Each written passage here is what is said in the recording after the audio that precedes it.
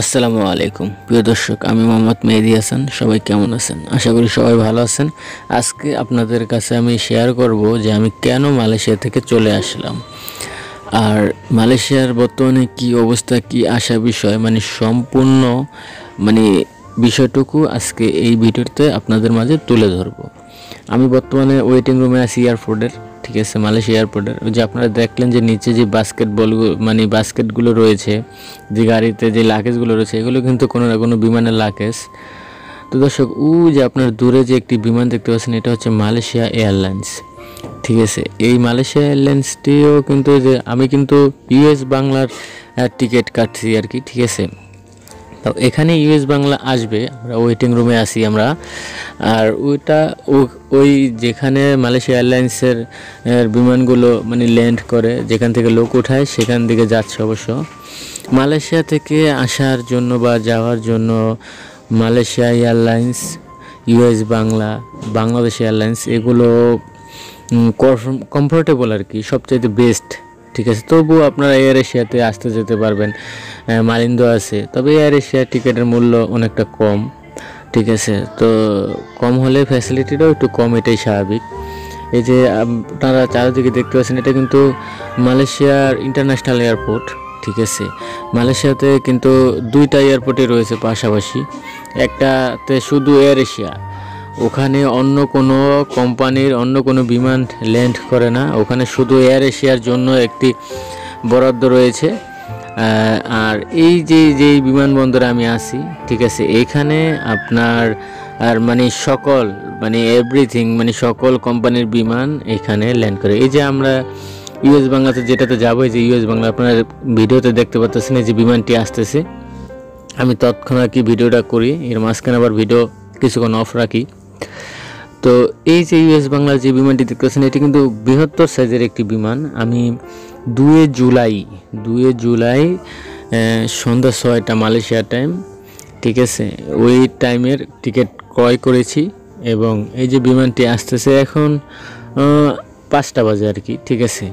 1 ঘন্টা আগে বিমানটি পৌঁছালো, ঠিক আছে। তারপর ওই দেখা যায় এই বিমানটি অবশ্য বাংলাদেশ থেকে এসেছে।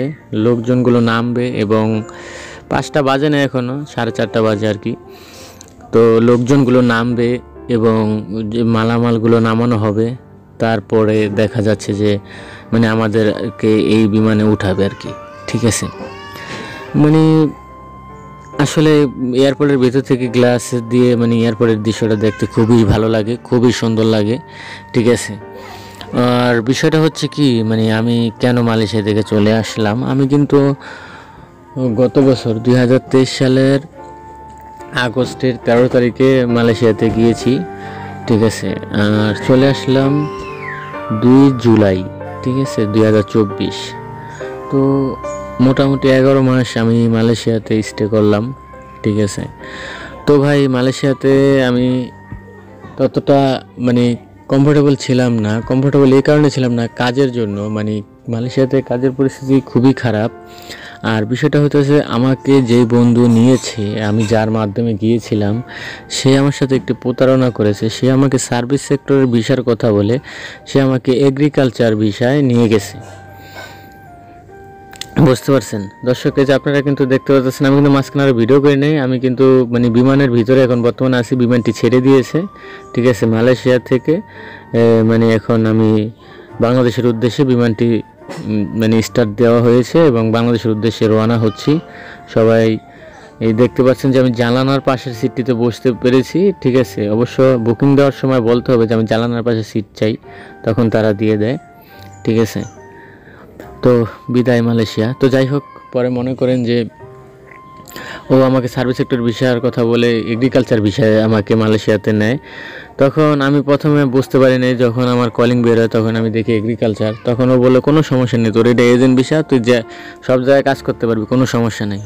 কিন্তু ভাই, বাস্তবতা অনেক কঠিন। মালয়েশিয়াতে যাওয়ার পর দেখতেছি যে এগ্রিকালচার বিষয়ে কোথাও কাজ পাওয়া যায় না, ঠিক আছে। আপনার মনে করেন যে সবাই দেখে ভিসা, কনস্ট্রাকশন ভিসায় অনেক কাজ আছে মালয়েশিয়াতে। এজেন্ট ভিসা হইলেও আপনার যদি কাজের অভিজ্ঞতা থাকে, আপনি কনস্ট্রাকশন ভিসা অনেক কাজ করতে পারবেন। সার্ভিস সেক্টরের ভিসা থাকলে দোকানে ঠোকানে, রেস্টুরেন্টে, নানান জায়গায় কাজ করতে পারবেন। কিন্তু আপনার যদি এগ্রিকালচার বিষয় হয়, তাও আমার বিষয়টা আছে কুয়ালালামপুরের ভাই। এছাড়া ক্ষেত কামার ছাড়া কোনো কাজই নেই, ঠিক আছে। এমন একটা বিষয় নিছে, আমি দক্ষ একজন লোক, ঠিক আছে। আমি একটা স্কিল ওয়ার্কার, কারেন্ট মানে আমি ওয়ারের কাজ জানি আর কি, বৈদ্যুতিক কাজের একজন মিস্ত্রি হওয়া সত্ত্বেও মানে আমি পার্ট টাইম কাজ করছি। একটা বছরের ভিতরে মাত্র কাজ করছি 6-7 মাস, আর টাইমগুলো বসাইছিলাম। তারপরে এমন একটা সময় এসে গেছে, দেখতেছি যে আমার কেউ কাজই নেয় না আমার বিষয়টার কারণে, ঠিক আছে। কাজও পাওয়া যাচ্ছে না। মালয়েশিয়াতে প্রচুর লোক ঢুকে গেছে, প্রচুর খারাপ সিচুয়েশন, ঠিক আছে। মানে কোম্পানির লোকের এই কাজ পায় না, বসে অনেক কোম্পানি যারা ভালো বেতন দিতেছে, কেউ বেতন দিতেছে না, কেউ না খেয়ে রইতেছে, এরকমও আছে। তো মনে করেন যে এত টাকা দিয়ে আমরা নেওয়ার পরও, ঠিক আছে ভাই, বহুত কষ্ট করে টাকাগুলো দিছিলাম আমি, ঠিক আছে। ও আমার সাথে এই কাজটা করলো। তো যাই হোক, ও বললো সমস্যা নাই, আমি তোর একটা কাজের ব্যবস্থা করে দিন। ভাই, একটা বছরের ভিতরে আমার কোনো কাজেরই ব্যবস্থা করে দিতে পারেনি, ঠিক আছে। আমার দামি আমার নিজ যোগ্যতা এদিক সেদিক ওরে ওরে তারে বললা ভাই কাজে নেওয়া যাবে কি না আপনার সাথে পার্ট টাইম, এরকম করে আমি ভাই বহুত কষ্ট করে মালয়েশিয়াতে মনে করেন যে টুকটাক কাজকর্ম কইরা মনে করেন যে দেশে সামথিং কিছু টাকা পাঠাইছি, আর নিজে চলছি ফিরছি খাইছি, ঠিক আছে ভাই। তারপর মনে করেন যে এই মালয়েশিয়া এই ত্যাগ করলাম। পরে চিন্তা করলাম আবার ভিসা লাগাইতে 1 লাখ টাকা, আহারে এই টাকা লাগাই আবার এই 1 লাখ টাকা উঠে আমার 1 বছর লাগিয়ে যাবো গা। সব কিছু বিবেচনা করে মনে করেন যে তারপরে মালয়েশিয়া ছেড়ে দিলাম, ঠিক আছে। তো মালয়েশিয়া অনেকে ট্যুরিস্টে যাওয়ার চিন্তা ভাবনা করতেছেন, অবশ্যই চিন্তা ভাবনা করে যাইবেন। তো বিষয়গুলা আজকের এইটাই। তো ভাই, আপনারা দেখতে পাচ্ছেন আমি চলে যাচ্ছি, সবাই আমার জন্য দোয়া করবেন। আল্লাহ হাফেজ।